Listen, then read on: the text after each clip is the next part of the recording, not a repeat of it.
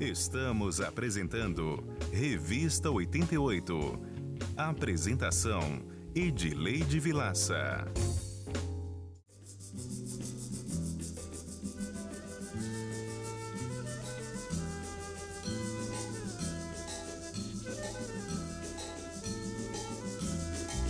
Eu vim de Pelourinho, eu vim, nem sei mais de onde é que eu vim. Sou filho de rei, muito lutei pra ser o que eu sou. Eu sou negro de cor, mas tudo é só amor em mim. Tudo é só amor para mim. Xangô acordou, hoje é tempo de amor. E hoje eu tô Hoje é tempo recebendo de esse dor. querido, essa música não é por acaso. Lúcio César Fernandes, ele é da TV Câmara de João Pessoa, é um profissional da área de audiovisual, de cinema, e tá passando por aqui, chamei, vem aqui falar que novidade boa é essa, da nona Mostra BNB de Cinema Paraibano, que tem uma edição em sua homenagem, edição Lúcio César. Que história é essa, meu querido? Que boa nova é essa? E um reconhecimento justo. Leide, obrigado. Eu estou muito feliz, né, com essa iniciativa do Centro Cultural Banco do Nordeste. Eu não esperava, fui pego de surpresa, assim. Um dia eu recebi uma ligação de Sérgio, em Silveirado, né, como a gente conhece ele. E ele, Lúcio, o Centro Cultural Banco do Nordeste está propondo uma homenagem, não sei se você toparia ser homenageado. Eu, quem eu ser homenageado? Ele, sim, a gente gostaria de saber se lógico. Todo mundo aqui foi unânime, não sei o que, sabe? Fiquei muito feliz, assim. Ele tá sendo um trabalho feito com muito carinho, né? Eu percebo isso, que eles são muito cuidadosos, muito carinhosos, né? Vou estar presente, não vou conseguir estar todos os dias, né? É um mês inteiro de atividades, com oficinas, com cursos, né? Com exibições de filmes, com palestras, com debates. Eu só vou estar presente nos últimos 2 dias, né? E vai ter um dia que vai ser dedicado ao meu trabalho, a alguns filmes que eu já trabalhei, 2 filmes que eu dirigi vão ser exibidos, né? E vai ter um outro filme que eu dirigi fotografia que também será exibido, que é um filme lá de Souza, que eu participo como diretor de fotografia, né? Contribuo da forma como diretor de fotografia. Então, assim, no geral, é uma homenagem, assim, para mim uma grande surpresa, mas fiquei muito feliz, muito contente mesmo. Quanto tempo de trabalho na área de audiovisual, de cinema? Eu fui contaminado por esse, acho que é um líquido que solta da película cinematográfica, assim, que é um cheiro meio avinagrado, assim. Acho que quando entra no nariz da gente, aquele cheiro de película, acho que contamina, a gente não sai mais.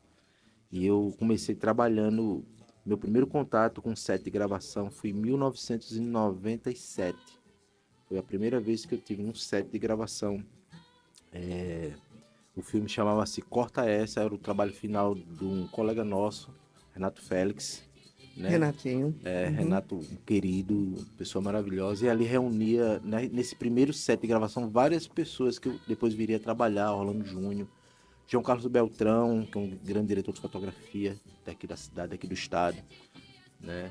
E Eisenhower, que foi da TV Cabranco, Sim. também está nesse set. Então, foi o meu primeiro contato com set de gravação, né? E ali foi em 1997, meses depois, eu estava fazendo na época Escola Técnica Federal, fiz curso técnico de eletricidade, e isso foi o meu caminho para o cinema e para o audiovisual, né? A partir passado algum tempo, eu fui trabalhar em produtora de vídeo, fazendo iluminação para audiovisual, e foi a partir desse meio técnico, né, bem técnico, iluminador de set, eletricista de set, que eu fui entrando no meio audiovisual, né? Então, mas meu primeiro contato com o set foi em 1997. Então tem um tempão já aí Ah, nessa história. e muita E aí coisa. lembra de quantos? Porque sempre é Eu requisitado, né? Você sei. sabe tá. Teve um ano que foi fantástico, assim, eu acho que eu trabalhei em quase todos os filmes produzidos no estado. Eu rodava o estado todo entre... Eu freiei esse ciclo de produção quando eu entrei na Câmara, né? Quando eu me tornei servidor público, aí você não consegue estar todos os dias viajando, né? Sim. Então eu reduzi bastante essa minha presença em set de gravação.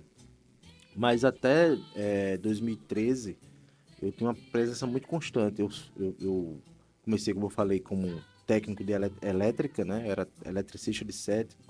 Me tornei gaffer, que é uma função dentro do set, que é um cara que é um misto do maquinista, eletricista e assistente de fotógrafo. Ele entende um pouco de fotografia, porque ele auxilia diretamente o fotógrafo.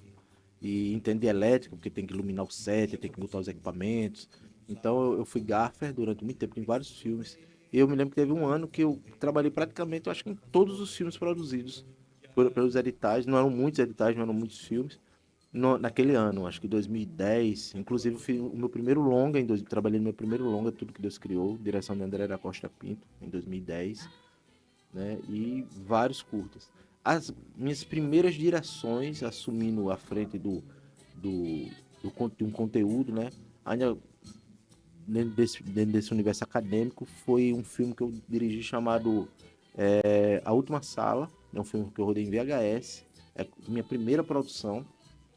Existe uma pesquisadora de cinema e audiovisual chamada Karine Fiuza, e ela pesquisou sobre a presença das pessoas pretas no cinema.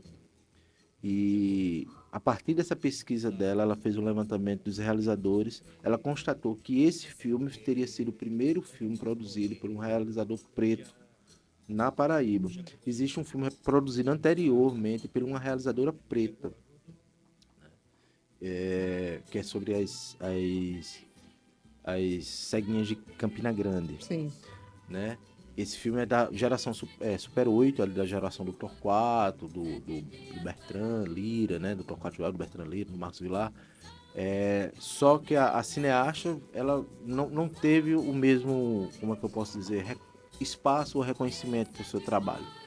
Né? E ela ficou na obscuridade até a pesquisa da Karine Fiuza, que vai e traz essa cineasta, né? E ela vai ser a primeira realizadora negra a produzir uma obra de audiovisual, pensar, arquitetar, dirigir, né?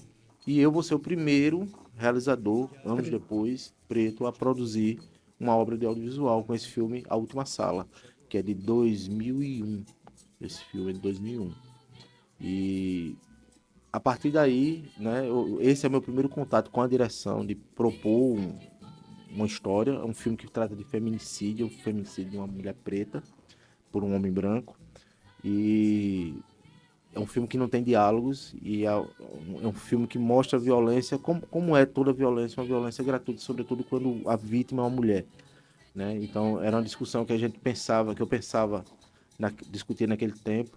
E nesse filme também tem a presença de Agra Aquino, tem outras pessoas que trabalham, atuam nesse filme, né? E foi nesse momento a minha primeira experiência, né? Eu passei anos até dirigir novamente um outro conteúdo, né? Esse filme, A Última Sala, não está nessa mostra, porque não, tem um dia que vai ter exibido obras minhas, mas esse filme eu não disponibilizei para participar. Preferi exibir o Essência, que é um filme que foi produzido já aqui nessa minha vivência na TV Câmara, que eu divido a direção com o Lael Arruda, que é um colega querido meu, daqui de todos que fazem a comunicação na Câmara Municipal. Trabalhou muito tempo com a gente. E exibiu na TV, né? Exibimos na TV Câmara. Esse filme, inclusive, foi exibido nos Estados Unidos, no Festival de Cinema, o Essência. Uma ida de uma comitiva da Prefeitura Municipal, da Câmara Municipal Los Angeles. Fomos conhecer a Câmara de Comércio de Los Angeles e tentar firmar parcerias entre João Pessoa e os Estados Unidos e a cidade de Los Angeles.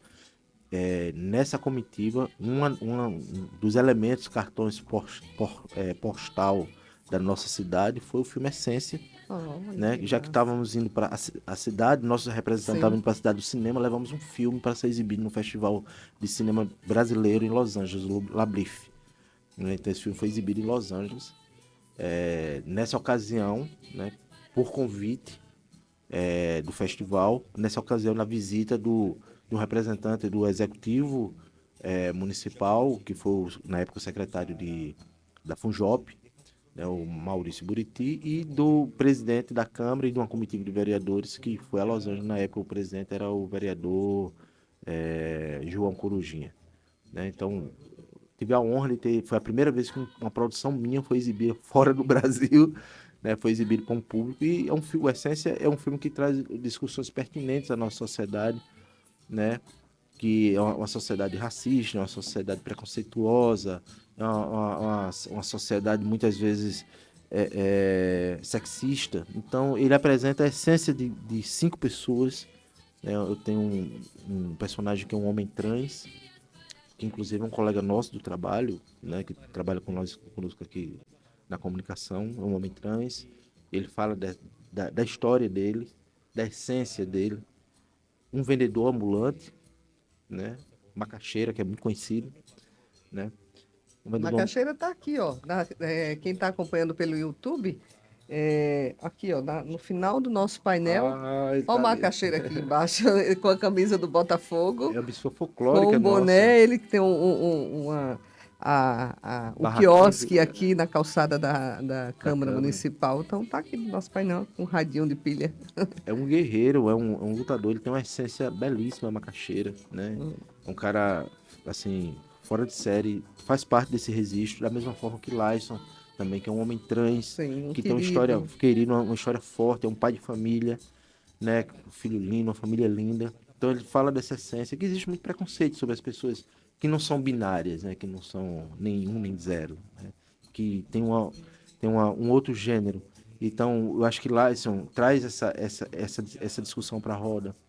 O Macaxeira, em essência, traz essa discussão dessa pessoa que é o guerreiro que luta, que trabalha o dia todo com seu carrinho, passa pela sobrevivência, ainda faz arte à noite, que ele tem a escola de samba, que ele batuca na escola de samba, contribui, a casa dele é o local que as coisas são guardadas. Também nesse filme a gente conversou com um pajé, lá na Baía da Traição, né? E aí a gente tem outra discussão sobre os povos indígenas, a essência desse povo, a preocupação dele com a preservação da natureza, a discriminação, a presença, a entrada de outras religiões que não é a religião deles, que perturba a vivência daqueles seres que eles são ancestrais ali naquele espaço. Então essa essência, a partir desse ponto de vista desse pajé, né? Temos uma cantora, uma popstar, né? Uma mulher uma lutadora, apresentadora de TV, né? Então a essência da mulher que ocupa um lugar de destaque, a luta da presença desse corpo feminino nesse local de destaque, né? E por fim uma professora, uma idosa que dedicou a vida toda a ensinar, enfrentando o rio. Ela dava aula numa escola que existe isolada na região das ilhas aqui do delta do Paraíba, com o Rio Sanhoá. Existe uma escola pública, ela ia de barco, de canoa, da aula, voltava, enfrentava a chuva.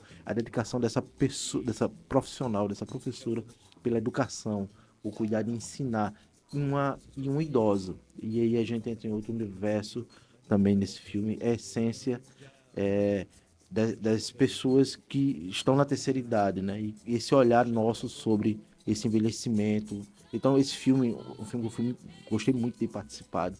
Uma produção da Câmara Municipal, né? Produzido aqui pela TV Câmara, que teve exibições inúmeras no estado, em escolas, e foi exibido fora do Brasil, né? Nesse festival, e me orgulha muito participar dele.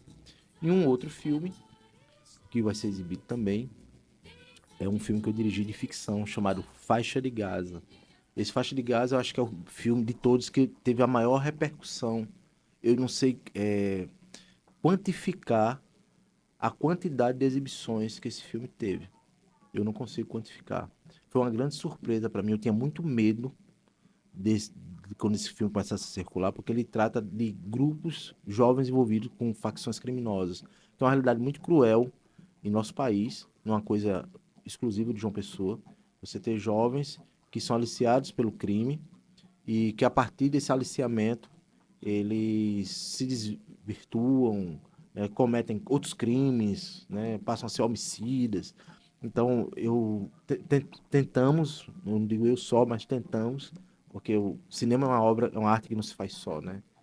Então esse filme é uma produção junto com a Strat Cinema, que é uma produtora que eu sou sócio, juntamente com Luiz Barbosa, que também é servidor da casa, e Diego Benevides, e nós aprovamos esse filme num edital público, e a gente mergulhou nesse universo dos jovens da periferia, das pessoas, não só os jovens, mas das pessoas que vivem em periferia, que estão à mercê desse aumento da criminalidade, né? E são pessoas que são invisibilizadas, pessoas que que não são vistas em algumas bolhas sociais, porque eles estão em grupos sociais de menor poder econômico, e dessa forma invisibilizados, eles vivem, nascem, morrem, e a gente não, não, não se dá conta da tragédia social ao qual eles estão inseridos. Então, Faixa de Gaza é um filme de ficção, e quando eu digo que eu não consigo mensurar a quantidade de exibições que ele teve, porque ele ficou, por exemplo, disponível para a Fundac, que eu acho que é o órgão do Estado que trabalha com crianças, jovens e adolescentes, na verdade, que estão privados de liberdade. Então, esse filme ele é exibido dentro das unidades Prisionais. de socioeducação, É né? socioeducativo. Socioeducação para esses jovens, e tem fomentado muito debate. Houve um concurso de redação sobre o filme, né? Então, esse filme ele tem servido para levantar a discussão dentro das unidades da Fundac. Ele também foi exibido em escolas. Eu tenho alguns professores entram em contato comigo, aí, vou exibir teu filme na minha escola. Então, escolas da rede pública, que ele é 16 anos, da rede pública do Estado, no ensino médio, no IFPB, no IFPE. Então, ele atendeu também uma discussão do ponto de vista educacional, né? Os professores tiveram essa acessibilidade, esse filme foi exibido também nas escolas. Esse filme também circulou por inúmeros festivais no Brasil.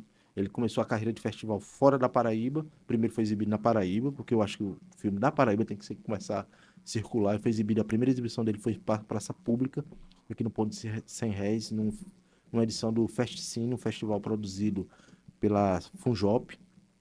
E eu tava com muito medo nessa exibição, porque, caramba, eu vou exibir filme falando de facção criminosa ao ar livre, de repente passa um grupo de uma facção dessa aí, não vai gostar, não sei o quê. Mas foi muito bacana a exibição. Assim, foi um alívio.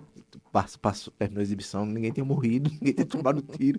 E a gente tinha tanto medo disso, que nós mudamos os nomes das facções no filme. Porque as facções que atuavam aqui, eram fortemente conhecidas, eram uma que chamava Al-Qaeda e outra Estados Unidos. Quem é pessoense se lembra que até algum tempo atrás esses dois grupos rivalizavam aqui dentro da cidade e formavam um verdadeiro círculo de terror, né, com homicídios. Então a gente tinha muito medo de falar e também enaltecer qualquer uma delas. Então nós criamos nomes fictícios para as facções. Uma facção chama-se Talibã, né, uma menção ao Al-Qaeda, e a outra a gente chama de Os Gringos, a menção aos Estados Unidos. Então são as duas facções fictícias, né, para contar essa história, que é uma tragédia, eu vejo como uma tragédia nossa, né?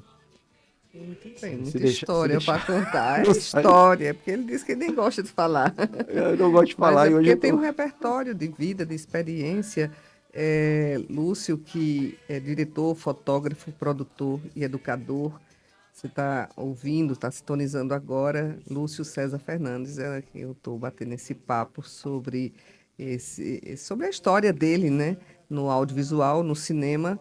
Ele é colaborador efetivo da Câmara Municipal, da TV Câmara, mas sempre comprometido com a memória, como ele está falando aí, e as narrativas de grupos de minoria, ele que representa o movimento e a comunidade preta, mas também tem sempre um olhar para a questão das mulheres, para a questão dos indígenas e da arte como um todo, fazendo inclusive a convergência de conteúdo de muitos produtos em audiovisual que tem uma versão em rádio. A gente exibe aqui o Som da Pele, por exemplo, que veio de sua iniciativa, e a gente tem a versão TV, deu início aqui no rádio, mas iniciativa nossa, né? Iniciativa nossa, não seja humilde, essa iniciativa é nossa, surgiu na verdade numa instigação sua, e a gente navegou juntos e produzimos algo fantástico, que foi o Som da Pele. Então não foi uma iniciativa minha, foi uma iniciativa nossa. A minha iniciativa foi no rádio e você levou para a TV, pronto. Aí da TV cruza com o rádio e eu continuo aqui fazendo. Você encontra o Som da Pele como podcast, e a gente exibe também transmite aqui da nossa programação. Assim como Roda Poética, aí sim, né? A gente tinha poesia no rádio, mas você também faz esse trabalho de uma plástica, de uma proposta de TV que tem um pouco de um traço de cinema, e isso a TV legislativa ela dá essa liberdade para você trazer o olhar do cinema para a televisão e fazer essa mescla aí, porque dá para perceber um diferencial nos conteúdos que você edita, que você produz na TV Câmara. O cinema é uma grande escola, né? O cinema é uma grande escola, porque a gente aprende a pensar como transmitir algo de forma perpétua, porque o cinema não tem prazo. O filme não deve ter prazo de validade, né? Um filme não fica velho. Até fica, porque às vezes a sociedade evolui, mas mesmo aquele filme sendo um recorte de uma sociedade de um tempo, ele ainda serve para a gente refletir sobre nossa posição agora, né? E sobre aquele tempo. Então, o cinema não fica velho. Então, isso é um pouco que eu tento imprimir aqui no meu trabalho da Câmara. Tentar trazer produções que elas não envelheçam. A gente fez o Nosso Bairro, que é uma produção que eu me orgulho muito de ter feito. Foram quase 20 episódios que nós visitamos inúmeras regiões da cidade, apresentamos inúmeros personagens, e esse conteúdo é exibido na TV Câmara até hoje. Ele deixou de ser continuado em 2016, e ele ainda é exibido, ele ainda é um dos conteúdos mais visitados, porque ele tem uma verdade muito grande, porque quem fala ali são as pessoas dos bairros. E uma coisa que o cinema me mostrou, que eu milito, se eu posso dizer, no cinema paraibano. Quando a gente fala cinema paraibano, é um cinema de pertencimento, ele pertence a gente. Ele é a nossa cara, é o nosso povo, é o nosso sotaque. Isso que a gente coloca na tela. E eu descobri que eu dava aula de formação nos interiores, que quando a gente exibiu o resultado da oficina, que geralmente a gente fazia um filme.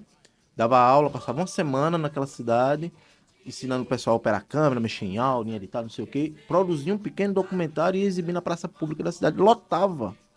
Todo mundo queria ver o filme feito pelas pessoas da cidade, falando da cidade. A gente gosta de se ver.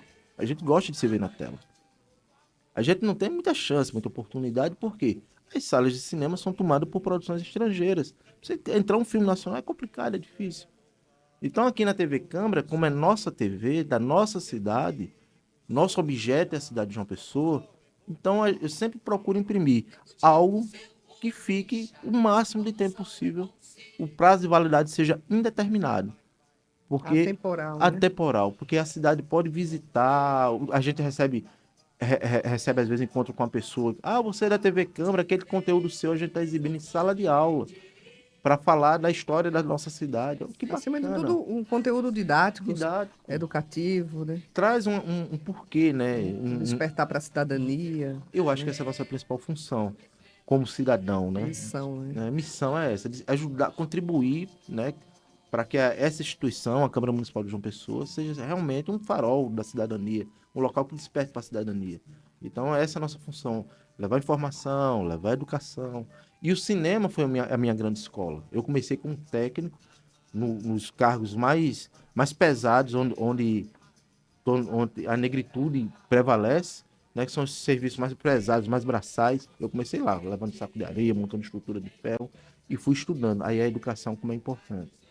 Sempre estudei, sempre procurei a formação. Quando fui fazer o vestibular, já foi para comunicação, e o estudo foi me abrindo outros caminhos, né? Hoje eu escrevo, dirijo, produzo, mas eu comecei trabalhando no pesado. Minha equipe, quando chego no set, a minha equipe é a equipe da pesada, né? A que monta as estruturas, né? Trabalhei muitos anos assim, e foi uma grande escola, um grande aprendizado.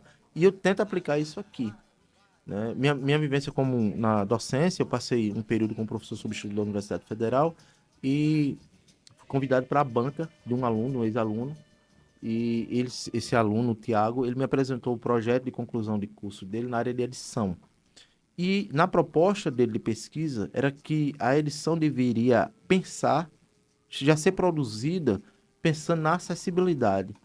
Caramba, isso é uma luz, explodiu na minha cabeça. Pum, acessibilidade.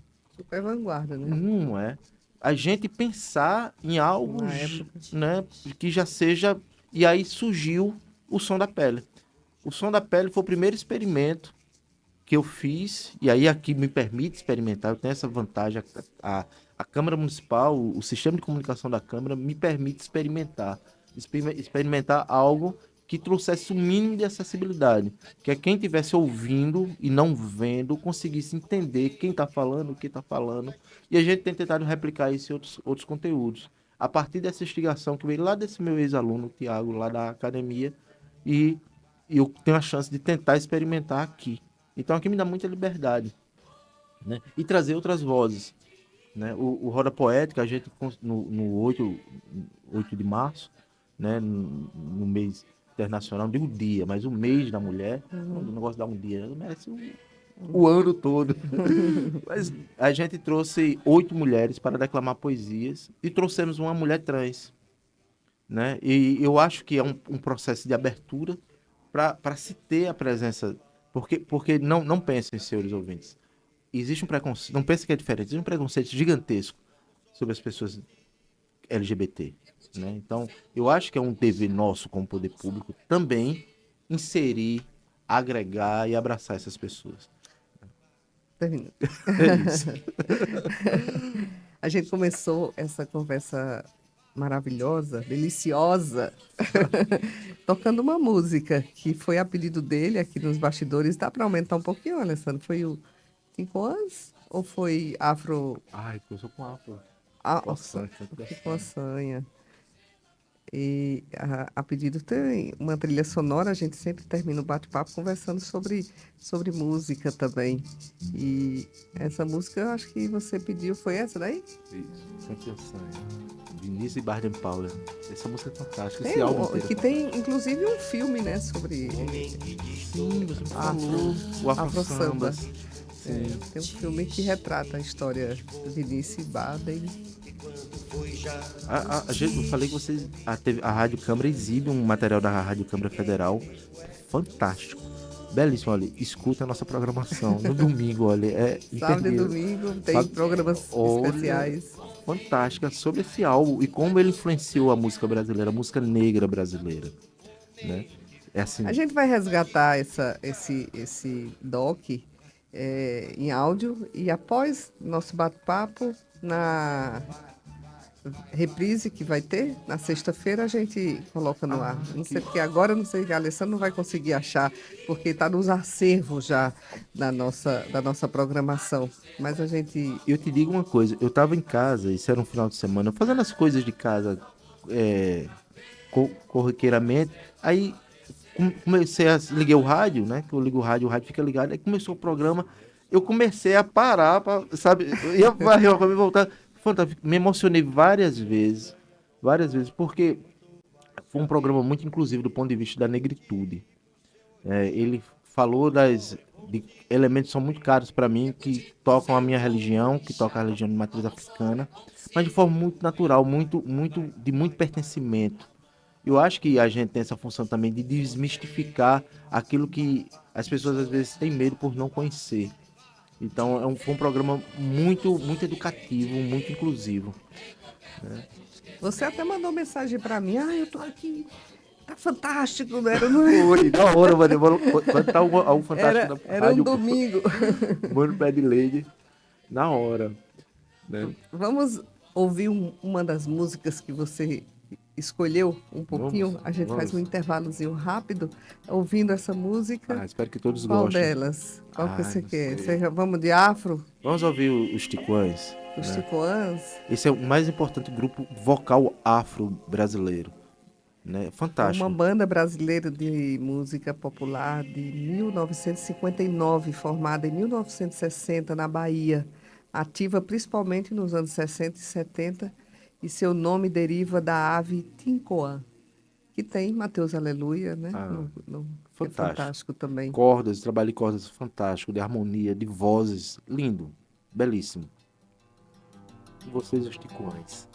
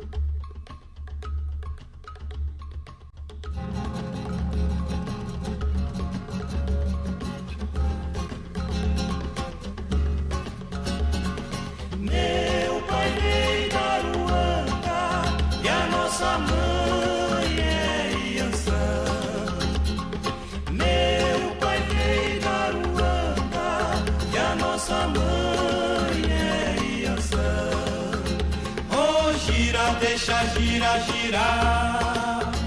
Oh, gira, deixa girar, girar. Oh, gira, deixa girar, girar. Oh, gira, deixa girar, girar. Deixa girar, girar. Saravá e Ançã. É Xangô e Iemanjá, iê. Deixa girar, girar. Zambi no zambi, zambi na quateçá. Baquice, baquice, tata baquice de orixá. Que lei vai, toté de maiongá. Cheto, marolo, cheto, lombum de conta solto.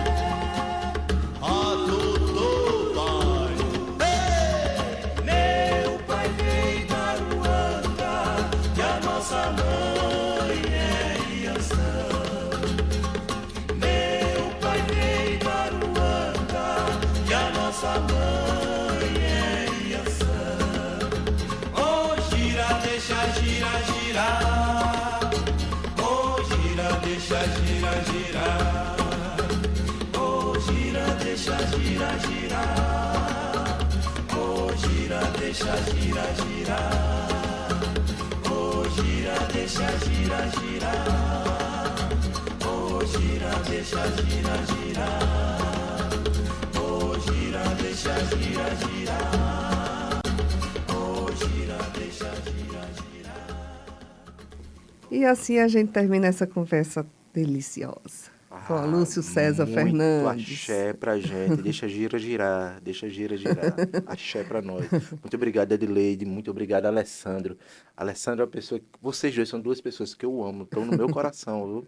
E tu também, não dá, gente. Obrigado por esse convite, por esse momento. Agradecer, né, por tantas contribuições que você tem dado também para nossas produções e melhorias aqui no nosso espaço, da nossa rádio.